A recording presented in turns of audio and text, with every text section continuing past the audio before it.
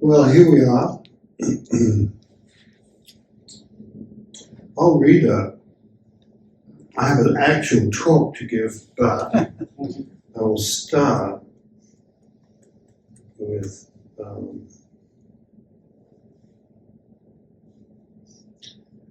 I had my first teacher's rakusu was a very stiff with gold brocade rakusu with chrysanthemums and paulownia flowers on, I think. And if you put it triangled, it would just stand up. It was that stiff with gold. And I thanked my teacher and said, "Yeah, I'm not going to get too many more of those. They're expensive." It was sort of funny. And but it was very beautiful. But I gave it, as one does, I gave it away to a student when she became a Roshi.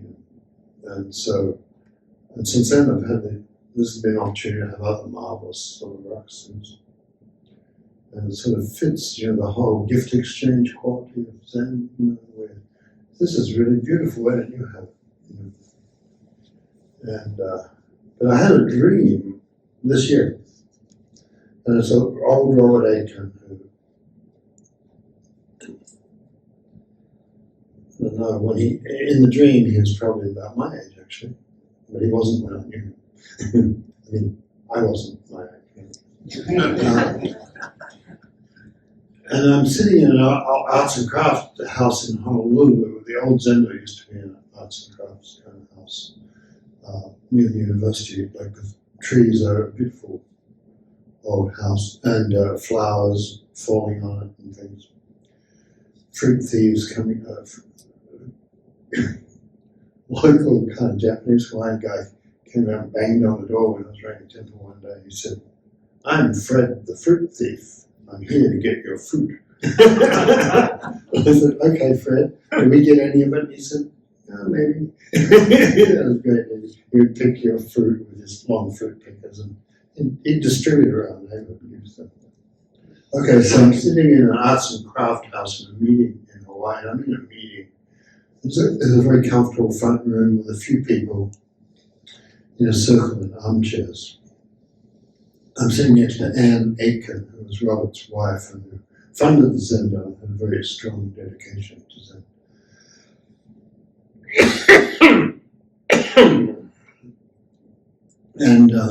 And then we're talking about something, and then I see Robert Aitken walk up the stairs to the front door from the street, crossing the street and walk up a few steps up to the door.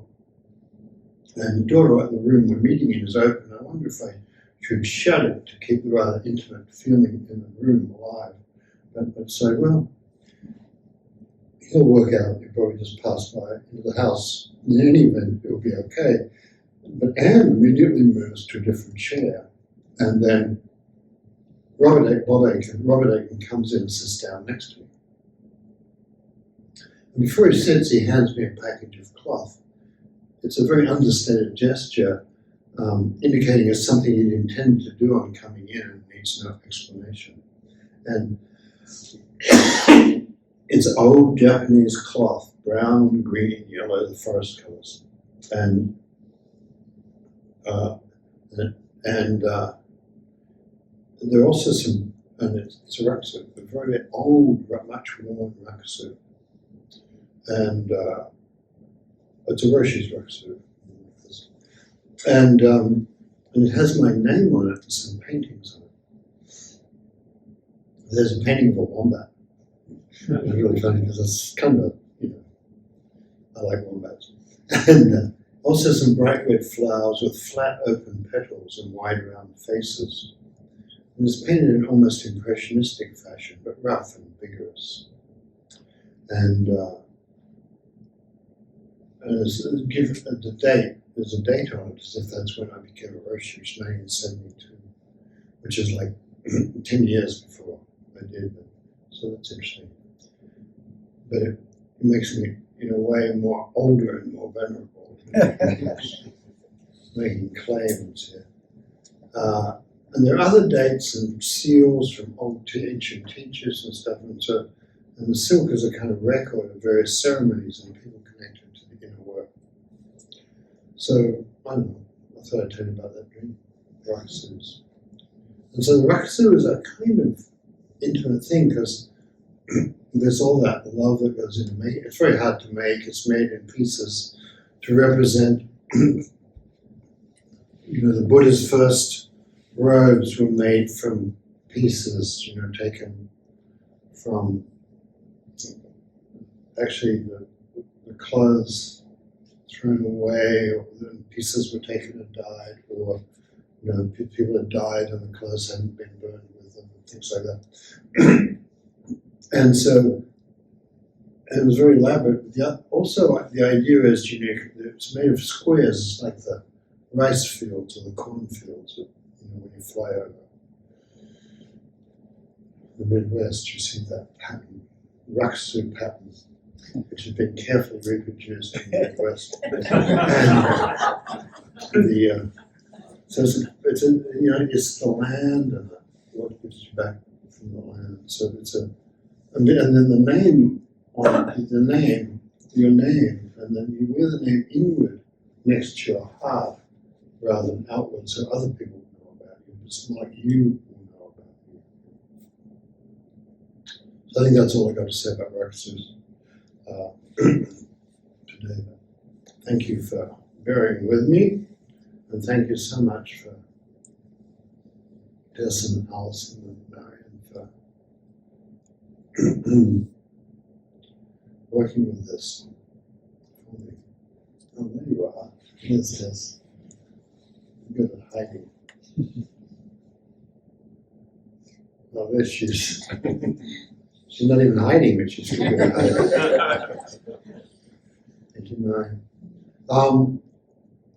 So I've been thinking about, I was reading the awakening story of an old Tang Dynasty Chinese master who was very famous and connected to famous teachers. And I was wondering why I was so interested in it. And I'll tell you the story later, but I want to say a little bit about, I began to think of all the people I've known or taught or sat alongside with, for whom have had some kind of opening into the way. And it's a very old tradition. In theory, it began with Shakyamuni looking up and seeing the morning star. And this moment, I and all beings have attained the way. Clearly, a Zen saying, it is not an Indian story, but it's a beautiful story. And so all of us, at this moment, attain a rakusu. So the communion of, the interpenetration of all life is in those stories. And I was thinking about a woman. I was living in a zendo in Hawaii, and there was a sort of woman in her 20s there who was kind of really a sincere student, but she was like doing one of those, sometimes when you work really hard, you have a kind of purification, you get massive pain in your body, or what she was doing was throwing up. And they cart her out, and she could hardly walk, and she was quite vigorous young person. She wasn't sick or anything, it was just some sickness, some purification happening during the session. And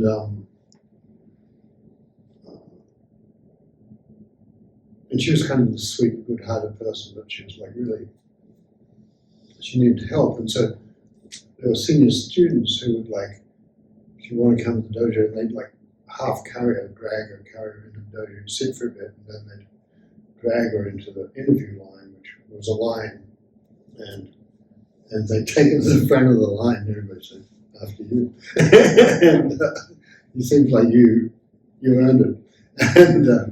And then she'd go into they'd take her to the interview, and then they'd bring her back and stuff. And this went on for a couple of days.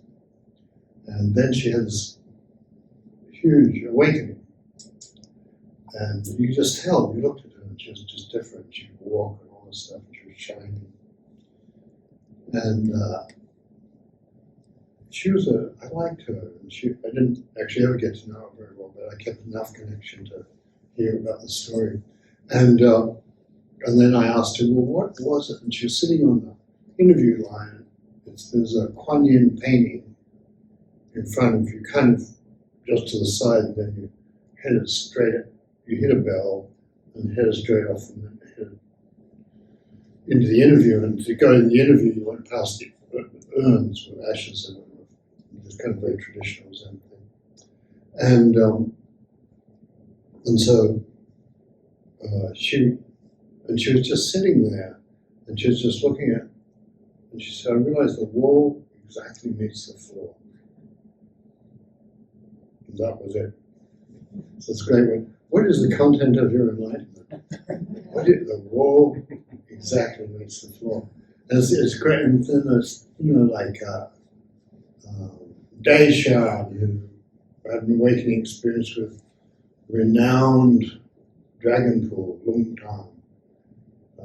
He said, from now on, I will not doubt the words of an old master renowned everywhere under the sun.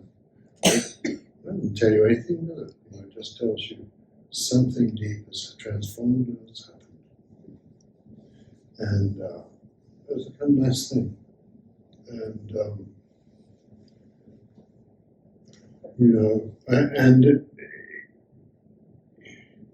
And some people have, huge experiences, and some people have a serious, Hakuin claimed, I had 90 great enlightenment experiences and countless smaller ones. And Hakuin had that sort of flamboyant state, he kept opening up and weeping at the beauty of the universe, which is, fair enough, worth weeping at. And then, but then other people would just get a shift somehow. The shift is enough to change your life, really. And I'm trying to think of things like a train whistle. Somebody I know in this room was like exhausted after a yoga class and laying down and heard a train whistle. It filled the universe. Someone, we used to sit out at the temple where there was a ground floor toilet that always smelled of pee. And it didn't matter what you did, it just smelled of pee. And she described it as the fragrance of pee awakened me. Sweet olive blossoms. And it's there. And, another friend was reading an interview with Soen Nakagawa Roshi. There's another bathroom story, but it wasn't removed, where he actually was trying to light the fire. He was living in a small temple, and he was trying to light the fire, and it was freezing cold. And he picked up the paper, but he'd just come from Zazen. It looked interesting. He started reading it. And it had an interview. It was a little local New York paper. It had an interview with Soen Nakagawa, which was a figure in town, just arrived in town. And somebody asked him to explain Zen. He said, you go to the bathroom 1 time, 2 times, and then you go to the sacred place. And I don't know what Soen meant by that, but there's a whole thing about what you think is profane might be the enlightening thing. And you think that's not too hard to get, right? It doesn't have to be olive blossoms, it might be shit. Anyway, and my friend's reading it, and he just collapsed on the ground laughing. God, that's so brilliant. And he picked himself up and he was just laughing and weeping. He goes upstairs to show his girlfriend, who was sensibly slept in and didn't go to the Zendo for the Zazen. And he said, look at this. And she says, yeah. And he goes, oh, I guess it doesn't work on everybody the same way. So the trigger, and then it sort of changed his life. He changed his life. He went into a temple for a while and then had a successful life, like having smart ideas about things really became his thing. And so,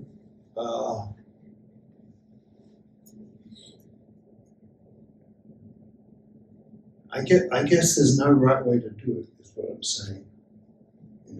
And some people, suddenly one day they wake and they turn over in bed and they realize, oh, I can see what it's about. And so, just to say that there is a gate the beginning of the Blue Cliff Record, there's a little verse, knock on any door, someone will answer. Olive blossoms, pea, whatever it is. The head of practice pissing off, it could be a lot of things. And I was head of practice for a long time, pissed a lot of people off. So, so there's that sort of thing of like, I don't know, you just really, all you have to really is turn the donkey's head, and then the donkey starts moving. And you think, I don't know, we're getting that close to the barn, but if you keep moving, eventually a gate appears. And it's not like, you can't, being cunning and scheming about it doesn't seem to, as far as I noticed, it didn't help me. I had to unscheme my mind because it was full of the schemes about how to get empty and how to get free. And so I don't know if it's like that for you, really. And I don't think it should be like anything in particular for you. But often it's when you're looking the other way and forgot to think about improving yourself or being spiritual or being a Zen person or something like that. But there's something about turning your whole heart towards the great matter that really helps. And then, in a way, eventually the horse will find the door or the gate. And I think that's true. You just have to hang around enough. I don't know. In a way, it's hard to explain because you say, well, go do the koan, solitary brightness without fixed shape or form. It knows there is a solitary brightness without fixed shape or form. It knows how to listen to the Dharma. It knows how to understand the Dharma. It knows how to teach the Dharma. That solitary brightness is you. And you might think, well, that's kind of interesting. I think I can work that out, but you can't. And because it's not that sort of thing, But you can go there. You can enter the realm of solitary brightness. But you think, well, it must be in this direction. And so you go off, but I don't know, it doesn't seem to be. So I know, I'll try this direction. And no matter which way you go, it can't be in the expected direction. It might come from any direction, but it can't be in the expected direction. So all you can do is really hang around and enjoy the autumn.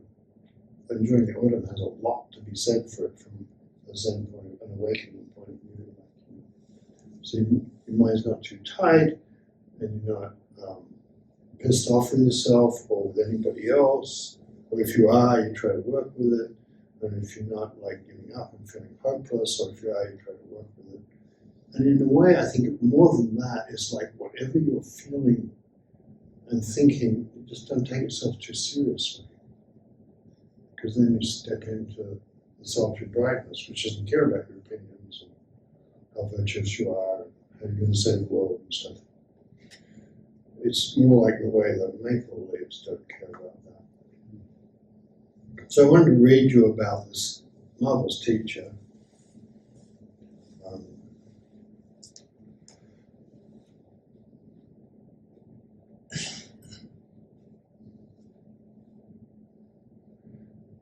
This is Cheng Jing Hui Long, and he's a middle of the great period of the Tang Dynasty. And, China's high culture place, marvelous art, paintings, koans being developed, and it's completely falling apart, being invaded, civil war, all sorts of stuff. And he was born up north, and he traveled down south to study, but people tended to the troubles were happening more up north, sort of like the troubles. So, and he studied under some great teachers, Ling Yung, who's the guy who rounded a cat. It's another story of 7 awakening. He was working a long time, walking along. He was a pilgrim, and he liked walking, and probably realized, like, I don't know, I think I like walking and hiking better than being in a temple, actually, if I'm honest with myself. And it was a kind of coldish day, but he came around the corner of a canyon wall, and on the opposite canyon there were peach blossoms. And the shock of the peach blossoms awakened him. And years later, and he said, 30 years I sought a swordsman. How many times did the leaves fall and branches burst into bud? Good blood. 30 years I sought a swordsman. How many times did the leaves fall and branches burst into bud?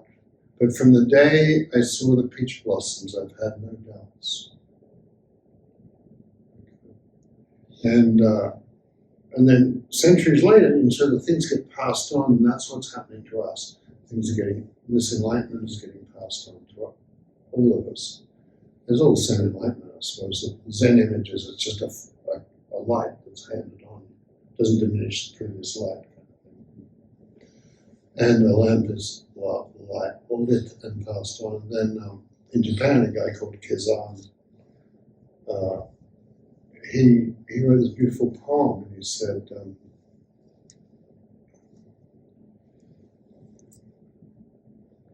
the peach trees were not aware of their own crimson, but still they freed Ling Yun from all his doubts. And nice, isn't it? One of the Japanese martial artists said, was asked to explain enlightenment. His enlightenment teacher said, well, you say you're enlightened, like, prove it. And he said, you can cut the cherry tree, but you cannot find the color inside. That was his verse. The color, so splendid, but you can't pin it down inside the cherry tree.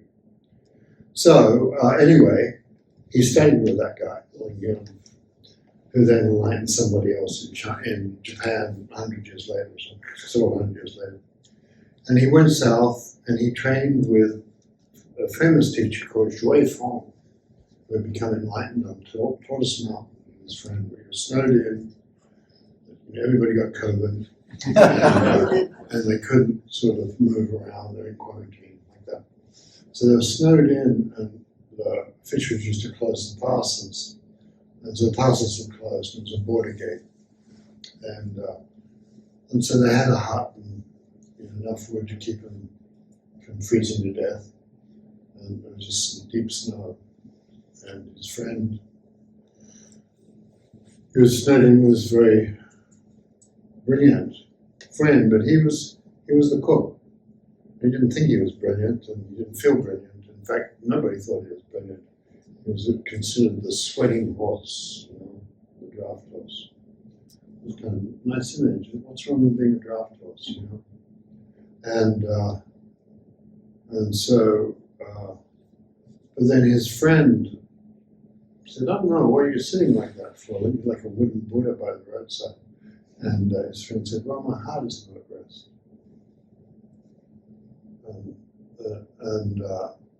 And the guy who hadn't been sitting but had just been sleeping all the time, turning over and said, you're still sitting? And he said, well, I thought, oh, I didn't know that about you. And he said, why don't you tell me what you've discovered? And so he brought out all these things he'd discovered. And he said, nonsense. It's like a black lacquer bucket and the bottom dropped out. Nonsense. And and then he said, don't you know the family treasure does not come in through the gate? It's not out there. So that's why when you're looking over here, you think, wow, it's not there, I must look here, but it's still going outside the gate. And don't you know that? And then he gave a great caw! And his friend sort of started laughing and dancing and said, the day Tortoise Mountain was enlightened. just like the Buddhists say, all beings have awakened together, even the mountain. So anyway, lovely dramatic story. So that's the guy he went to study with. And you can sort of tell sometimes if somebody's, they've got something, but their heart's not at rest. And so Shui Feng saw that about the new student, and he's very sincere, and so Shui Feng, the Grand Master, said, and he said he wanted to investigate the matter, and he said, well, how about I'll give you the medicine they use to revive dead horses. Can you bear it? And he said, okay. And so then he just said to him this sort of simple thing. He said, keep your mind and body still like a burnt stump on a mountain or a pile of ashes. He didn't even really do it. It's kind of a con. He didn't really do it. He just said, in other words, stop your mind chasing out after things. Because your mind does, right? None of that. Cut it out. Knock it off. And so don't keep it still. And he said, if you're slow, you'll realize something in 10 years. Okay? And if you're middling, average, then you realize something after 7 years. And if you're quick, you'll realize it after 3. Keep kind of time frame. And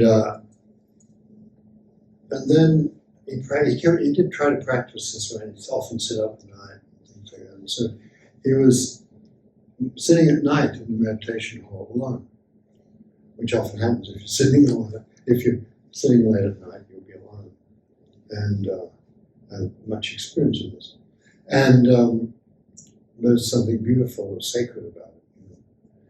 But sometimes you see friends are sitting too, which is very nice. So he had practiced this way for 2.5 years, and he got up to stretch his legs and walk around the garden a bit. He was just really tired. He just lay down on the bare ground and slept, fell asleep. And he was so tired, he just didn't even go into the Zen. And then he woke and sort of realized where he was, and he returned to the meditation hall and raised the bamboo screen. There was a bamboo screen at the entrance. And he saw the beam of a lamp inside it shot through.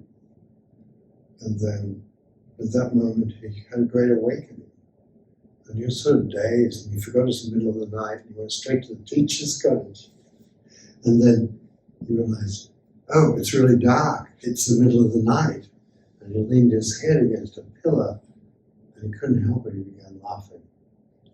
And the teacher woke up and thought, something's happening, something's up. The horses found the barn and came out, and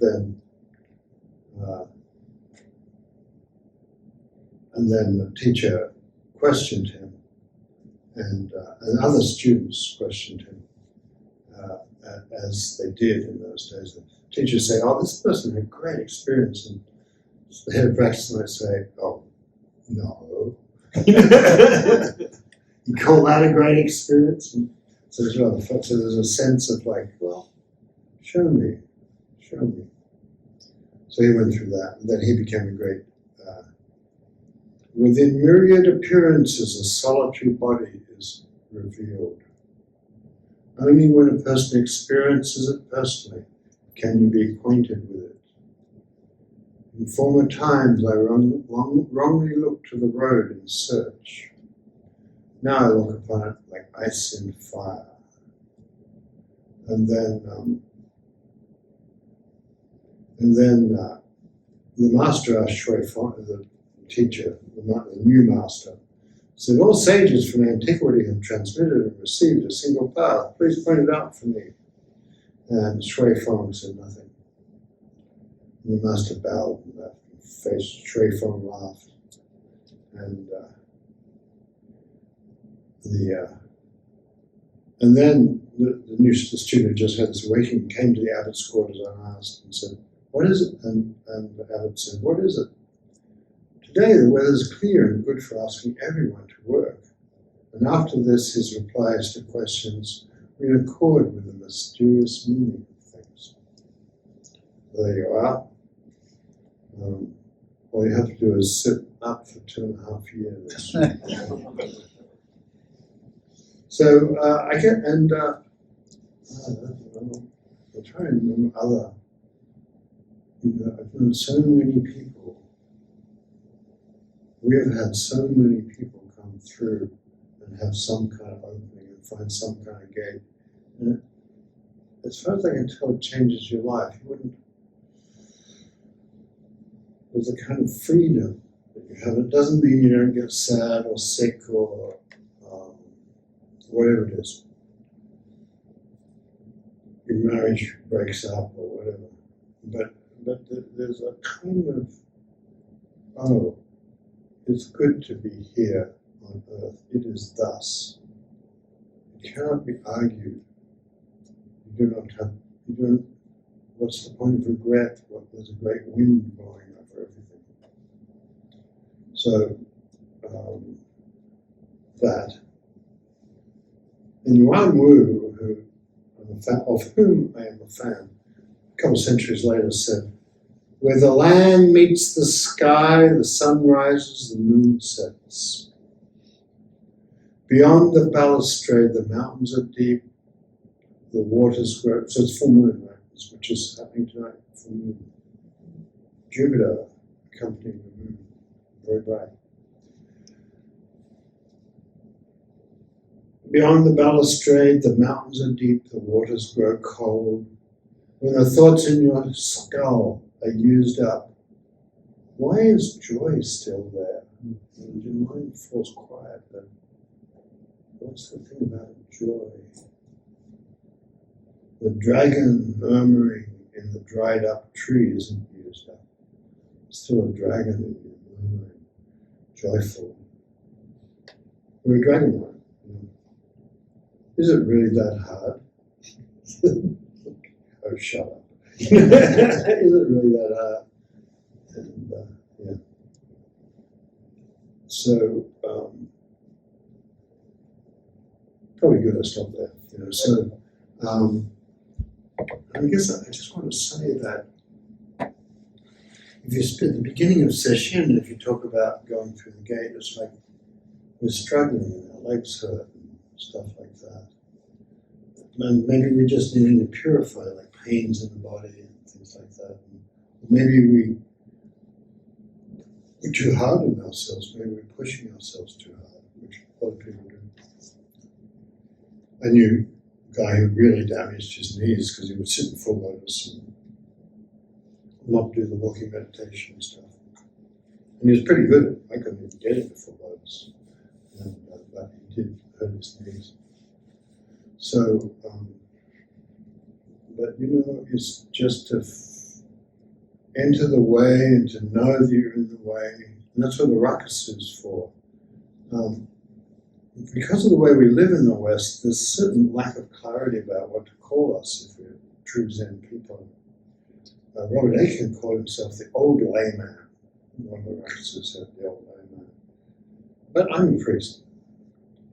We've been given, when you get, he was a priest too, if you wanted him married and buried and gave transmission things. But that was how he liked to think of himself, and I think that was fine because we haven't settled what it is. But I feel like, no, I'm a lifer. I used to sit up in the forests when I was really pretty young, 20 or so, and I learned to meditate, and the forest taught me I was supposed to meditate. And I had no idea I was forming bad habits. And but I was sort of stuck with it. I still would wake up in the middle of the night and meditate. And so that's who I am. And so the ruckus is like beautiful. Somehow a symbol of that to me. So and very moving. So and things get passed on. Like Jordan made me this. Do you have a stick with you? It's packed. You see, Tess has a stick that Robert Aitken gave to me about 40 years ago. So these things go on, you know. So I guess, I don't know what I'm saying. What am I saying?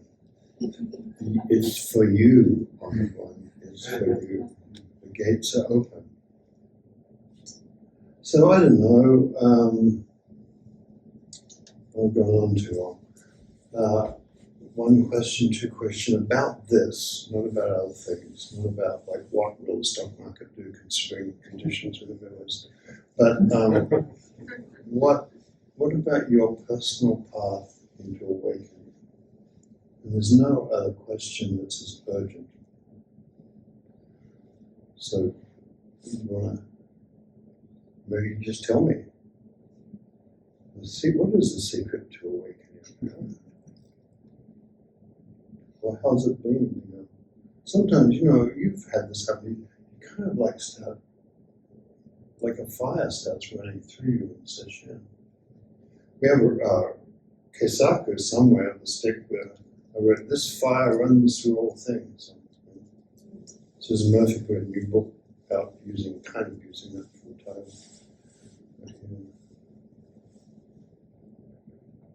So, and you can tell how there's something about not, that sword thing, and not getting stuck to the mind, not getting stuck to your mind, not getting stuck to what you intend, not getting stuck to what somebody else said, not getting stuck to what you said.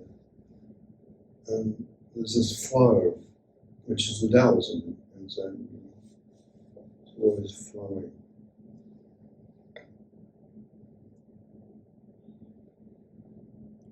You were talking about that a little bit.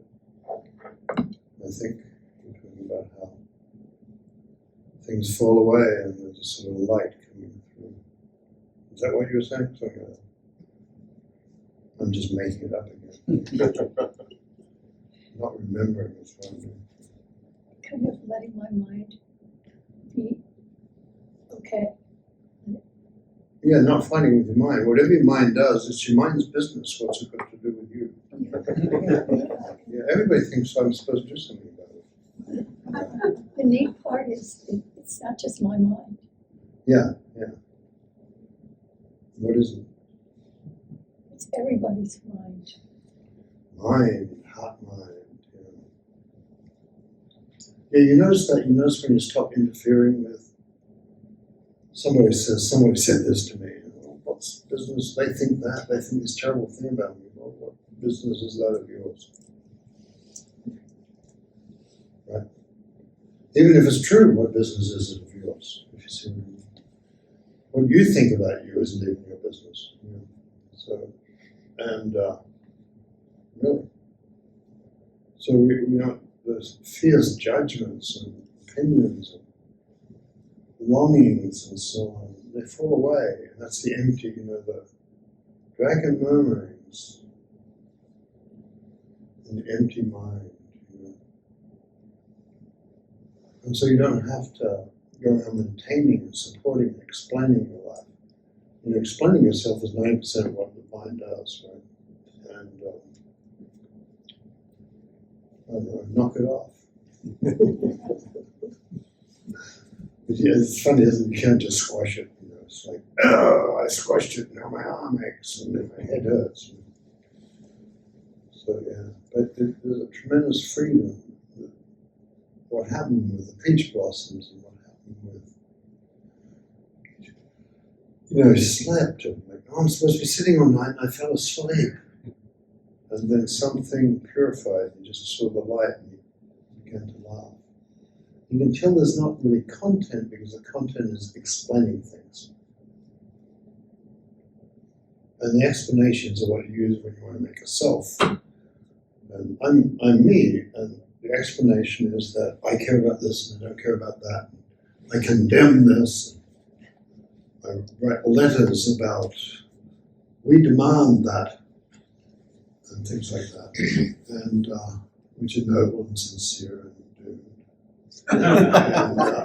And so, you know, the universe goes on, and the thoughts of the mind and the heart and the feelings go on.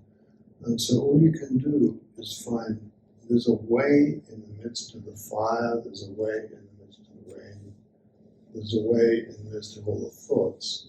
And that's what we do, we hold the way for people. So there's a bodhisattva thing, so we're doing this for ourselves, but also for each other. So now I really will stop.